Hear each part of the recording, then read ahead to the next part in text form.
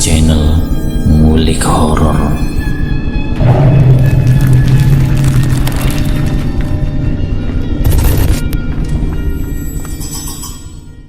Assalamualaikum warahmatullahi wabarakatuh.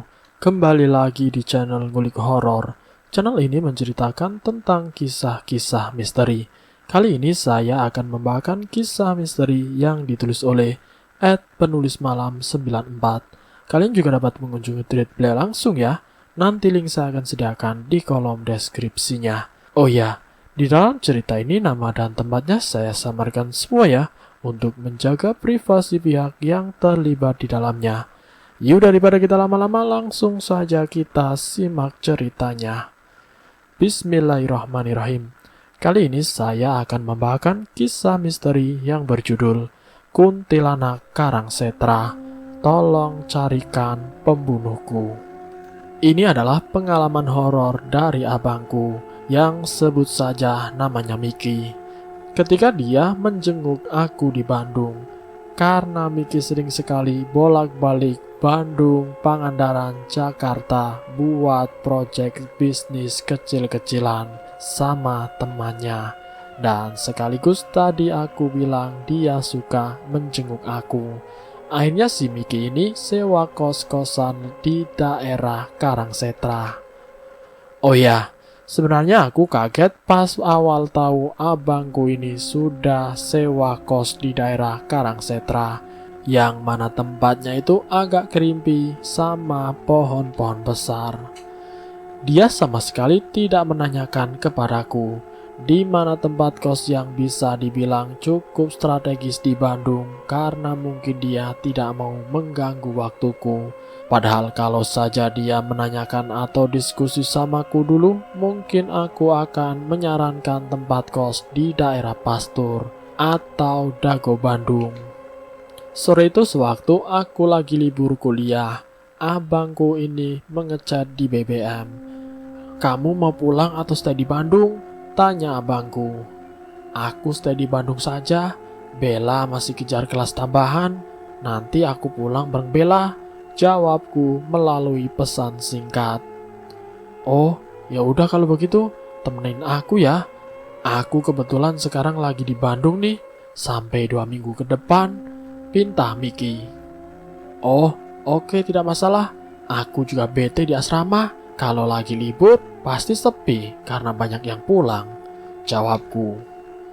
Setelah chat singkat itu, abangku langsung menjemputku di asrama dan meminta supaya aku ikut menginap di kos barunya.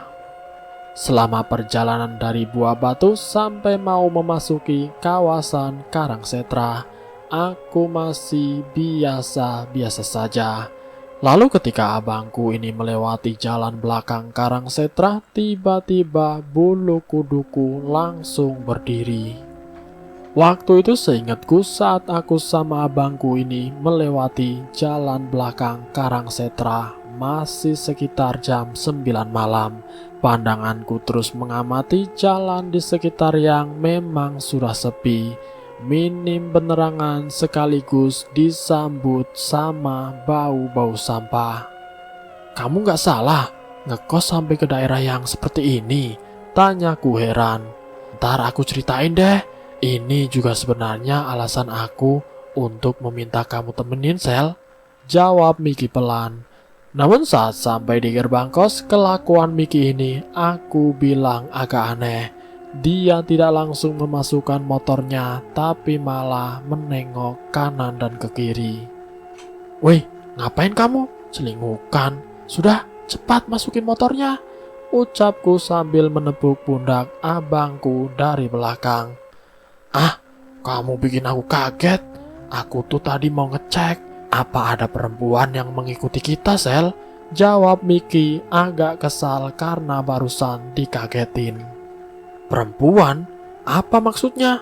Kamu ngomong dari tadi tidak jelas sekali sih," cecarku heran dengan sikap abangku yang dari tadi di jalan itu banyak diam. "Hush, jangan berisik. Ntar saja di kamar aku kasih tahu. Sudah, kamu cepetan masuk kamar aku dulu. Di lantai 2, nomor 10, kedua dari pojok ya," ucap Miki. Aku yang sudah merasa capek di jalan dan gerak langsung beranjak ke kamar kos Miki. Setelah sekitar 10 menit kemudian, si Miki abangku ini seperti kesetanan masuk ke kamar. Muka dia beneran pucat dan muncul keringat dingin. Sel, gawat, aku diikutin lagi, ujar abangku. Diikutin apa kamu? Mukanya sampai pucat gitu? Tanyaku heran. Aku diikutin kuntilanak, jawabnya terbata-bata. Baru saja mungkin mulut abangku ini diam, kedengaran jelas sekali di balik pintu kos suara cekikikan kuntilanak.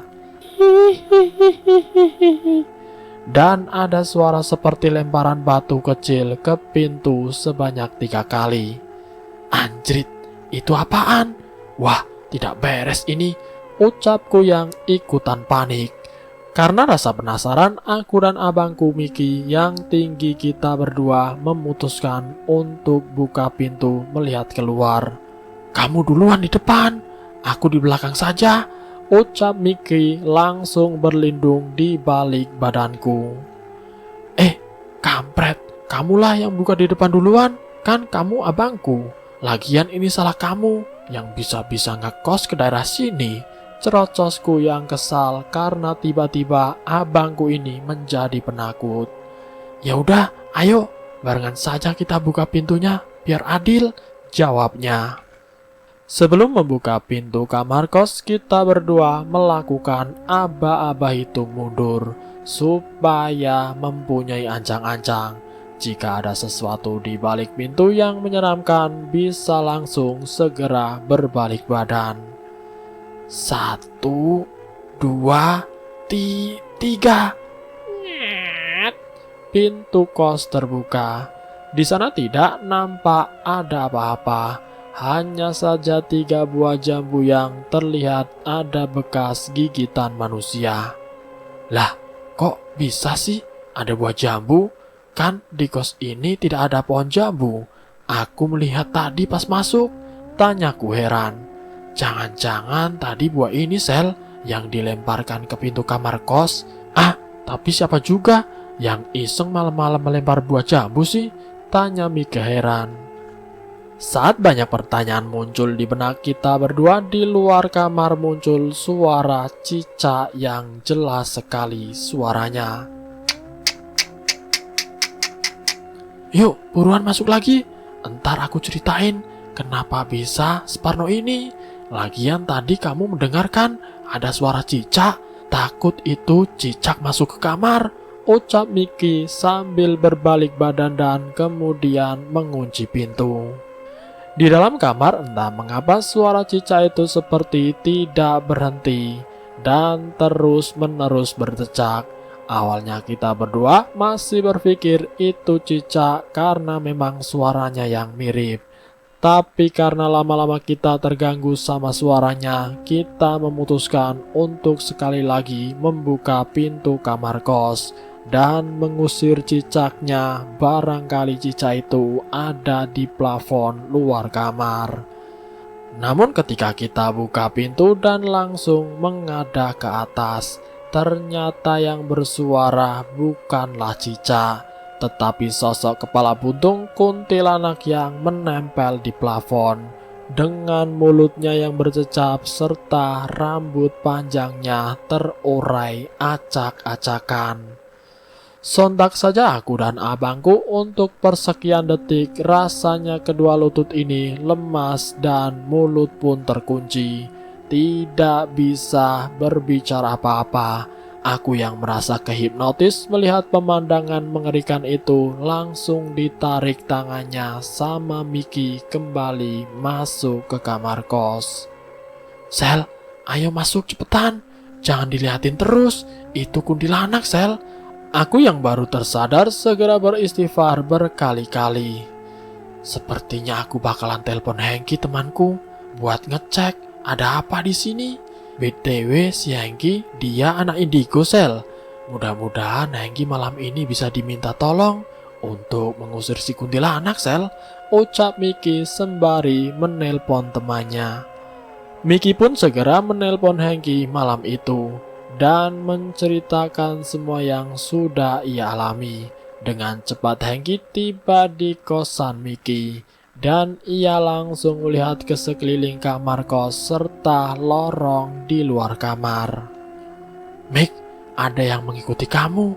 Kamu bisa tidak menceritakan awal mula di teror kuntilanak itu?" tanya Hengki. Abangku kemudian memulai ceritanya yang dari tadi belum sempat ia ceritakan karena tertunda oleh berbagai macam teror dari si kuntilanak. Jadi awal mula kejadiannya 4 hari lalu saat Miki cari kos-kosan murah tapi nyaman di Bandung. Robby mengasih saran ke Miki untuk ngekos di Karangsetra. Kos ini Robby rekomendasikan karena kondisi kos yang tidak bising dan fasilitas kosnya yang lengkap dengan harga murah yaitu 500.000. Saat menyurvei kos-kosan hari masih siang, jadi suasananya pun sama sekali tidak menunjukkan kesan mencekam. Tanpa pikir panjang, akhirnya Miki pun setuju untuk menyewa kos itu. Singkat cerita, tiba saat malam Miki yang lapar, ia memutuskan untuk mencari makan di seputaran kos. Karena kondisi jalanan di daerah Karangsetra itu teredup, kurang pencahayaan dan juga Miki yang belum tahu jalan-jalan di Karangsetra.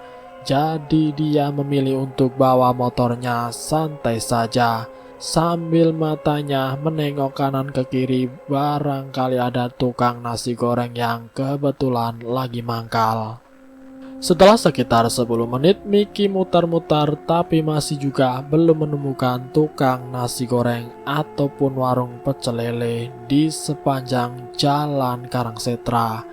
Dia tiba-tiba melihat ada seorang cewek yang mungkin berusia sekitar 20 tahunan. Cewek itu melambai-lambaikan kedua tangannya ke atas sambil berteriak, "Ah, tolong!" Miki langsung mendekati cewek itu, takutnya dia ini korban penjamretan. Dan lagi abangku merasa kasihan melihat ada cewek malam-malam ada di jalan sepi pula. "Teh, mau kemana malam-malam gini?" tanya Miki. "Ah, cepat tolong saya. Pokoknya tolongin," jawab si cewek itu langsung naik di belakang motor. "Teteh mau kemana sih? Terus tadi teteh kenapa meminta-minta tolong di jalanan sepi?" tanya Miki di dalam perjalanan. Karena setelah dibonceng naik motor, si cewek ini sama sekali tidak bersuara. "Sudah, jalan saja motornya. Saya mau minta tolong," jawab si cewek misterius dengan nada yang datar dan dingin sekali. "Iya, tapi kemana teh? Saya sudah dari tadi muter-muter nih. Bingung mau kemana anterin tetehnya. Mana sudah semakin malam lagi," jawab Miki setengah membentak. "Kesana saja deh, jawab si cewek itu sambil mengarahkan jari telunjuknya dengan nada yang dingin. Saat Miki mencoba mengikuti arah yang ditunjukkan oleh si cewek misterius, tiba-tiba motornya terasa berat sekali. Bahkan sampai beberapa kali mati mesin. "Duh, ini kenapa motor menjadi mogok gini? Mana tiba-tiba bulu kuduk merinding semua?" Batin Miki yang sebenarnya sudah mulai curiga jika yang ia boncengkan bukanlah manusia. Di tengah rasa was-was dan kepanikan Miki, ia sesekali menengok ke spion motor, memastikan jika si cewek misterius itu memanglah manusia.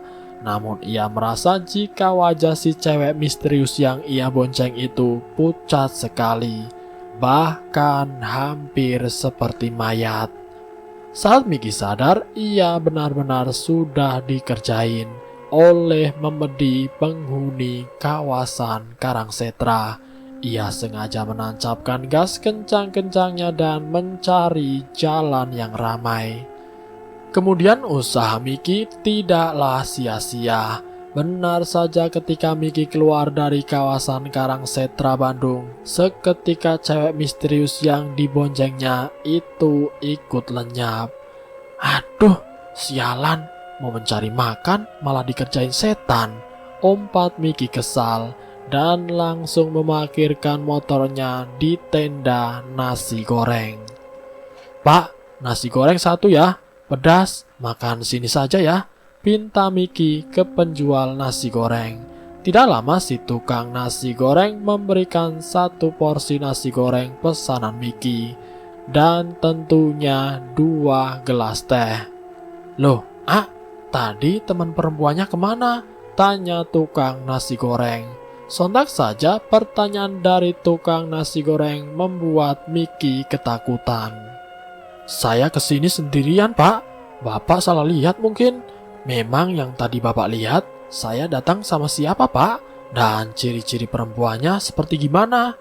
Tanya Miki memburu. Ya punten, mungkin tadi Bapak salah lihat.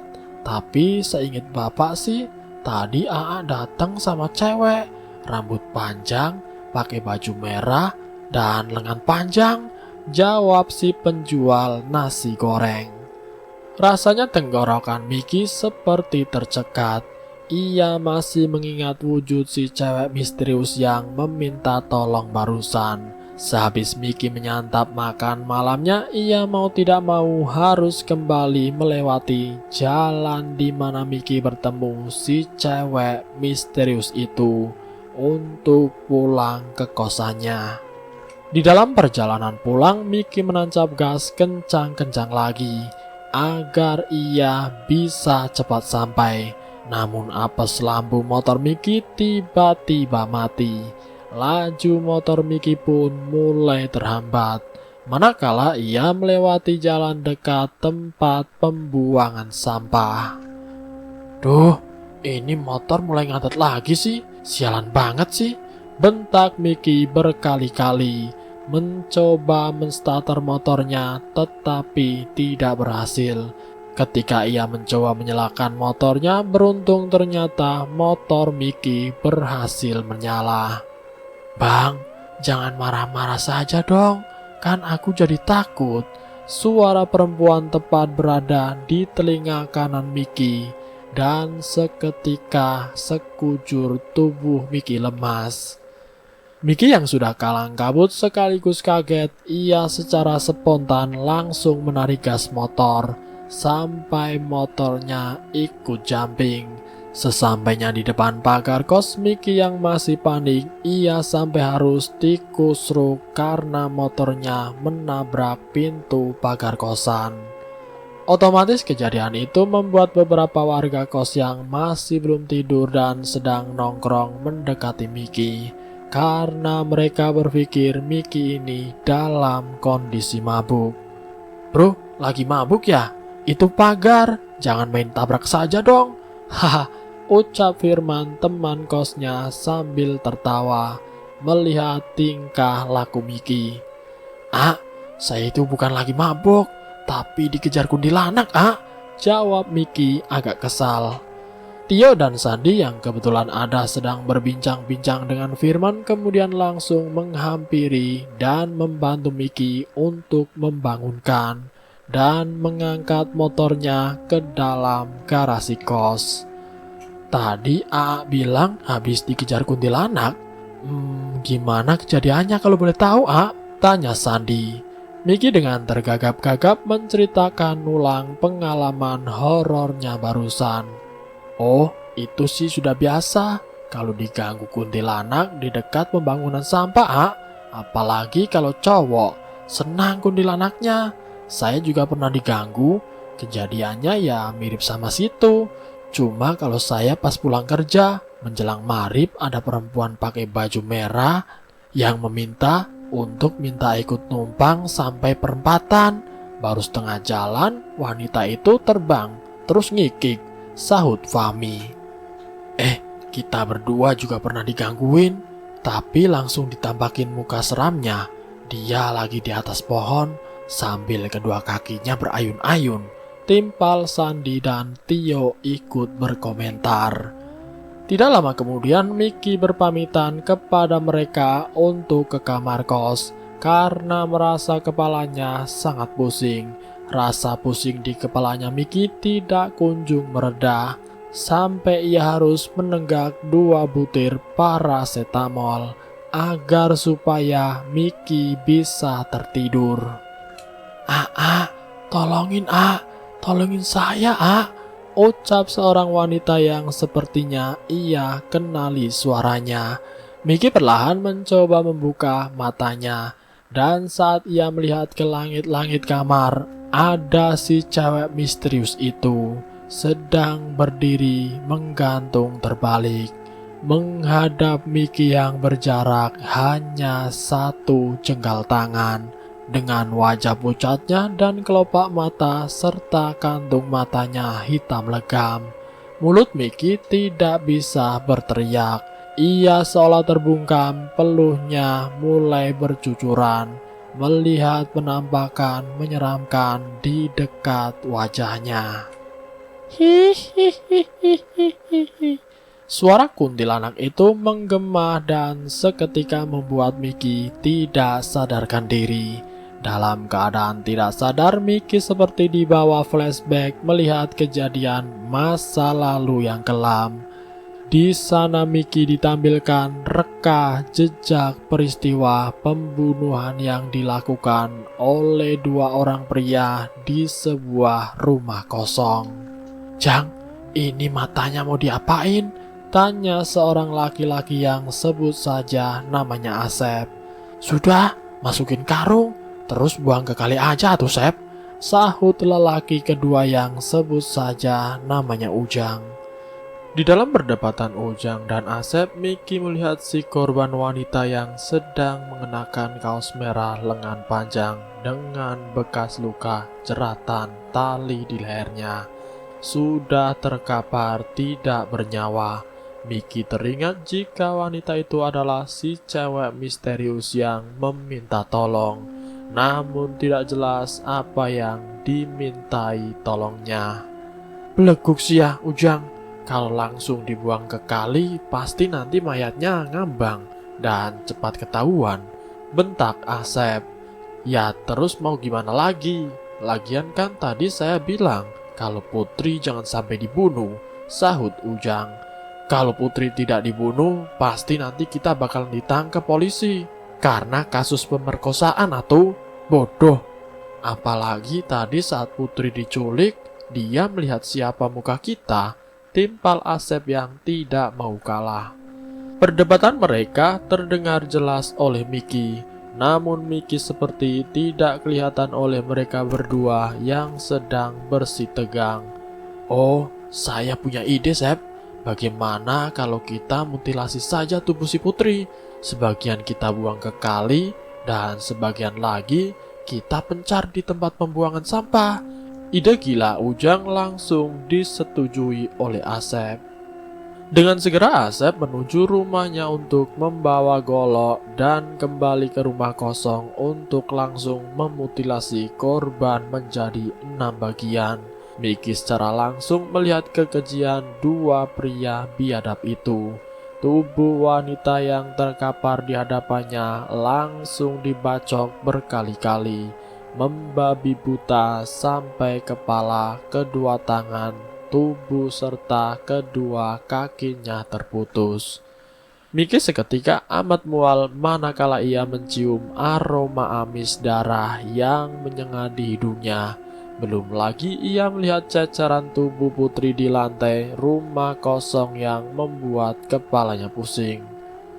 Lihat kan betapa kejamnya mereka." Tiba-tiba ada suara si cewek misterius yang muncul di balik punggung Miki. Beruntung kali ini si cewek misterius itu tidak menampakkan wajah menyeramkannya. Si cewek misterius yang sebut saja namanya Putri kemudian tiba-tiba menangis terseduh-seduh. Ia berucap jika dirinya baru mengenal Asep secara tidak sengaja. Perkenalan singkat antara Asep dan juga Putri tidak membuat mereka ragu untuk melanjutkan ke tahap hubungan pacaran. Tetapi setelah beberapa hari menjalani hubungan pacaran itu, Asep secara terang-terangan meminta kehormatan Putri. Sontak saja Putri menolak keinginan dari Asep. Asep yang sudah tidak bisa menahan konaknya, ia lalu mendatangi Ujang untuk memperkosa Putri dengan cara menculik Putri dan dibawa ke rumah kosong. Sore hari Asep membuat siasat dengan Ujang untuk menjebak si Putri. Naas bagi Putri, ia bak tikus yang kemudian masuk ke dalam perangkap Asep dan Ujang. Mulut Putri langsung dibekap dan digagahi paksa oleh mereka berdua. Setelah puas menikmati tubuh Putri, Asep yang sudah kalang kabut panik karena Putri terus meronta dan berteriak, langsung mengeluarkan seutas tali rapia di saku celananya yang sepertinya ia sudah persiapkan untuk membunuh Putri. Tali rafia itu langsung Asep kalungkan di leher Putri dan dicekiknya Putri sampai tewas. Ujang, kamu buang kepala dan tangan Putri ke kali. Saya buang potongan tubuh sisanya ke tempat sampah, pinta Asep setelah Asep telah mencacah tubuh Putri. Dengan komando dari Asep, Ujang kemudian langsung melemparkan kepala serta tangan Putri ke kali. Sedangkan Asep masih mencari-cari tempat sampah yang dirasa aman untuk membuang potongan tubuh Putri. Miki melihat jika Asep sempat berputar-putar mengamati jalan kosong daerah Karangsetra yang bersebelahan dengan tempat tumpukan sampah. Setelah mungkin dirasa aman, Asep segera melemparkan sisa potongan tubuh Putri yang sudah terbungkus oleh plastik dan kemudian berlalu pergi. Tolongin saya, kepala saya hilang, Bagian-bagian tubuh saya yang lain pun belum ditemukan, ucap Putri lirih dengan sisa isak tangisnya. Asep sendiri diketahui telah ditangkap pihak kepolisian. Berdasarkan saksi mata yang melihat terakhir kali Putri janjian dengan Asep di warung. Dan tidak lama Putri berboncengan motor dengan Asep. Itulah akhir kisah tragis Putri yang masih terus mencari potongan tubuhnya. Dan juga pelaku terakhir yaitu Ujang yang berhasil buron. Setelah Miki mendengar cerita dari Putri, ia tiba-tiba terbangun dari tidurnya dengan keringat yang bercucuran. Miki mengingat kembali jika di hari kedua dan ketiga ia pun masih diganggu arwah penasaran Putri.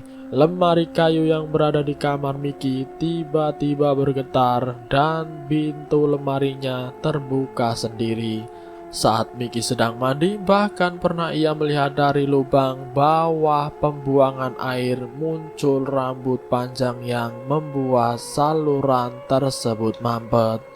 Hal yang lebih epik ketika Miki sedang mengerjakan proyek bisnis di depan laptop. Tangan kanan Miki malah memegang sebuah tangan buntung. Padahal sebelumnya tangan buntung itu merupakan mouse yang tersambung ke laptop Miki. Miki sendiri sering mendengar suara tangisan perempuan di jam-jam tertentu selama beberapa hari berturut-turut.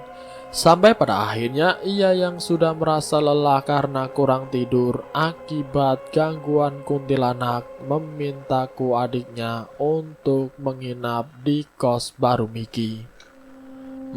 Oke, aku paham bro. Aku tadi pun habis dikasih visualisasi gambaran kematian si kuntilanak.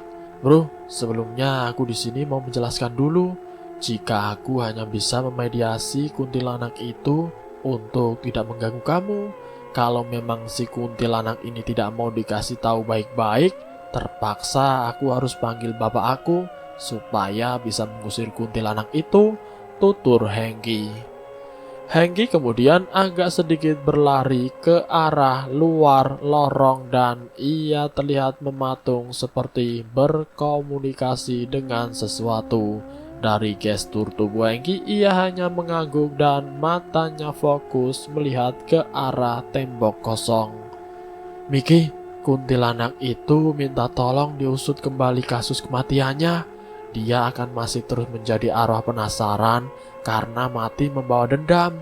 Apalagi satu pelaku masih belum tertangkap.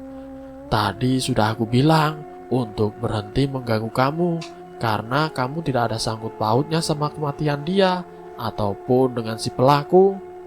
Kuntilanak itu bersedia untuk berhenti mengganggu kamu, asal aku yang anak indigo ini mau ikut membantu membuka kasus lama, mencari si pelaku yang sudah bertahun-tahun buron.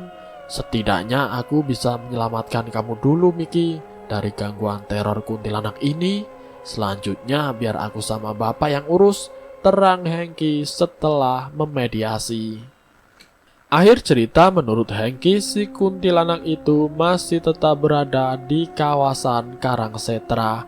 Sulit rasanya mencari jarum di antara tumpukan jerami, yang mana peribahasa itu tepat untuk menggambarkan kasus yang menimpa Putri karena tak kunjung mendapatkan potongan-potongan tubuhnya yang hilang serta pembunuhnya Ujang. Hengki pun berpesan agar pengendara motor ataupun mobil yang melewati daerah Karangsetra tidak banyak melamun. Dan sebelum bepergian, kita harus berdoa sesuai keyakinan kita masing-masing agar terhindar dari gangguan yang tidak kasat mata. Dan selesai. Itulah kisah misteri yang berjudul Kuntilanak Karangsetra meminta tolong mencarikan pembunuhnya. Semoga apa yang baik dalam cerita ini bisa diambil sebagai contoh pelajaran hidup. Dan mohon maaf apabila dalam perkataan saya kurang berkenan di hati para pemirsa. Terima kasih untuk para pendengar yang setia mendengarkan cerita-cerita dari kami. Ambil sisi positifnya dan buang jauh-jauh sisi negatifnya. Terima kasih sudah mampir di channel kami. Jika kalian tertarik dengan video kami, silahkan tekan tombol like, share, dan komen. Tekan subscribe untuk mengikuti video kami selanjutnya. Wassalamualaikum warahmatullahi wabarakatuh.